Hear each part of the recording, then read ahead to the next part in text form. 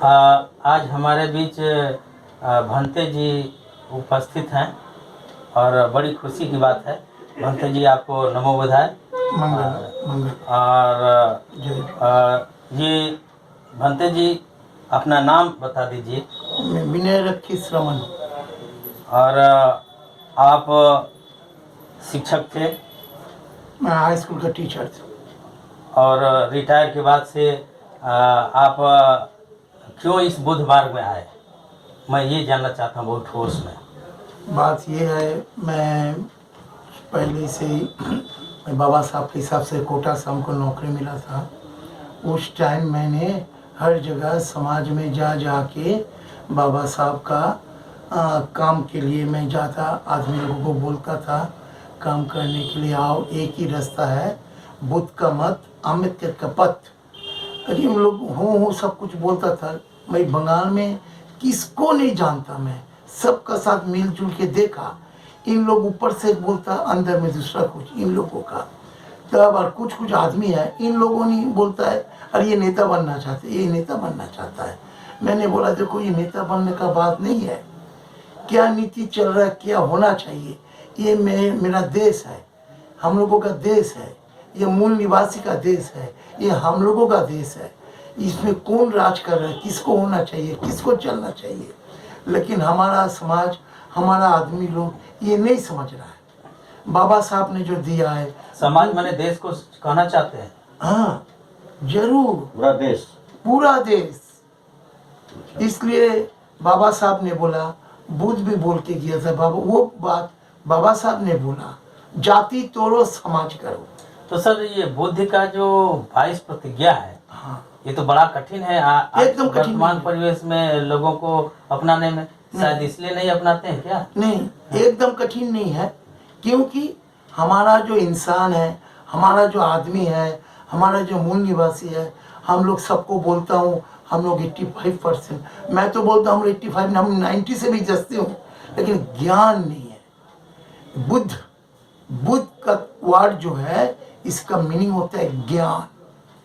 मेरा समाज का अंदर ज्ञान बहुत कमती है, लेकिन मेरा समाज का अंदर पैसा कमती नहीं है, पैसा कमती नहीं है।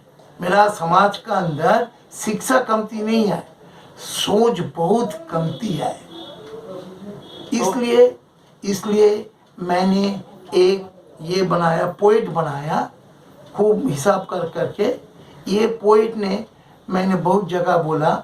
तब मैंने पहले सोचा था ये जो मैंने कविता लिखा है, इसमें हो सके कुछ गलती है।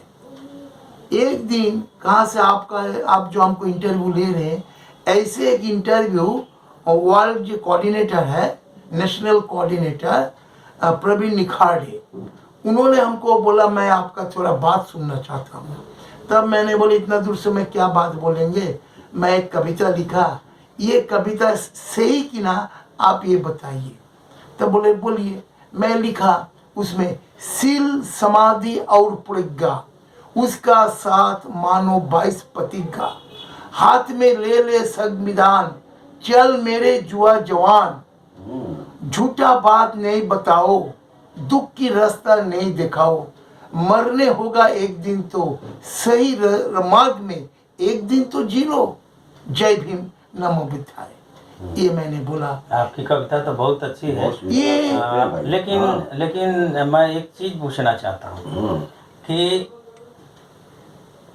इस देश में पहले जो राजा होते थे, तो वो राजा कभी कभी धन दौलत राजपाट छोड़ करके योगी बन जाते। और बुद्ध खुद प्रमाण है कि उन्होंने धन दौलत राजपाट को त्याग दिया, घर परिवार मोह माया को त्यागा और बाहर निकल गए। तो क्या बाहर निकल गए तो वो विश्व कल्याण के लिए गए? तो कल्याण तो पैसे से होगा नहीं, एकदम नहीं। दूसरा कि अगर विश्व का कल्याण पैसे से नहीं होगा तो किससे होगा? ज्ञान से हो सकता है। और दूसरा, आज वर्तमान परिवेश में जो योगी हो रहे हैं, अब आसाराम बापू को देख लीजिए, रामदेव महाराज जी को देखिए, वो तो फैक्ट्री के मालिक बन गए। तो ऐसे भी योगी हैं जो अब योग करते करते, मठ में रहते रहते अब देश के सत्ता के कुर्सी पर काबिज हो जा रहे हैं। एक योगी को चेयर पर जाने का क्या अभिप्राय है? ये जो देख रहे हैं आप और लोग, वो बुद्ध का मार्ग जो राजपाट धन दौलत लात मार करके घर से निकल गए, और आज जो घर पार परिवार छोड़ करके जा रहे हैं वो सत्ता पर जाके बैठ जा रहे हैं। तो वो क्या इस सांसारिक मोह माया में रहने वाले बाल बच्चे, परिवार, माता पिता, जो पारिवारिक लोग हैं, उनके सही दर्द को पहचान पाएंगे?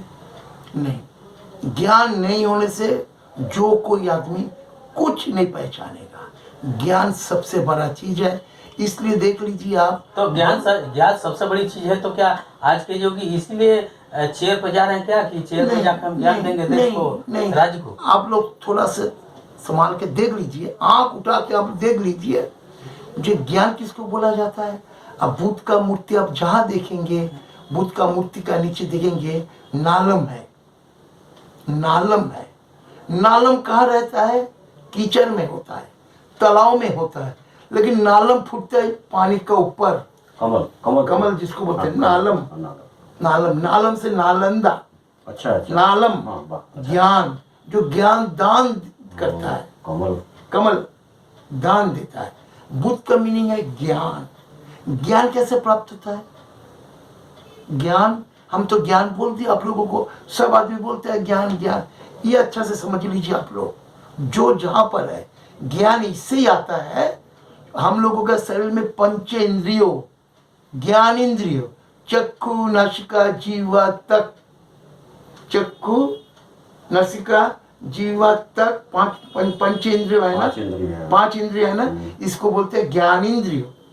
ज्ञान इंद्रिय का साथ आपका साथ जब मन, षष्ठ इंद्रिय जिसको बोल रहा हूं हम लोग, सिक्स आई, सिक्स सेंस, इसका जब घर्षण होगा, ये घर्षण जब होगा, इसमें जुक्ति आना चाहिए। जुक्ति, विज्ञान सम्मत जुक्ति रहना चाहिए।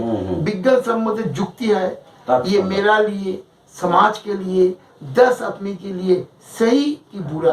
बस यही सवाल कि कहा जाता है कि बुद्ध जिसको मानते हैं वो वैज्ञानिकता है एकदम। बुद्ध की जो भी सोच है, बुद्ध की जो कुछ भी चीजें आई हैं वो वैज्ञानिक है, वैज्ञानिक सोच है एकदम। तो वैज्ञानिक सोच क्या है ये हम नहीं समझ पा रहे हैं। ये तो मैं अभी बोल रहा हूँ। बुद्ध वाट का मीनिंग ज्ञान। ये ज्ञान जो है क्या पंच इंद्रियों का साथ उपलब्धि होना चाहिए, षष्ठ इंद्रियों, घर्षण होना चाहिए उसमें। जब घर्षण होगा तो बुरा क्या है, असली क्या है, आपको मन में चलाएगा। जब बुरा जो होगा आपका मन ही बोलेगा ये करना ठीक है। इसीलिए बुद्ध कहा था कि जानो तो मानो, जानो तो मानो, जानो पहले तब मानो। और हम आप लोग लेकिन अभी तो है कि जानो या ना जानो, मानो, आगे मानो तब जानो। हाँ, इसलिए नहीं, आगे मानो। देख लीजिए ये प्रेशर चल रहा है भारत में, अभी ये प्रेशर चल रहा है, पहले मानो। तो बुद्ध ने तो ठीक ही कहा है कि जानो तभी मानो। एक एग्जांपल आपको देंगे, आप लोग देख लीजिए।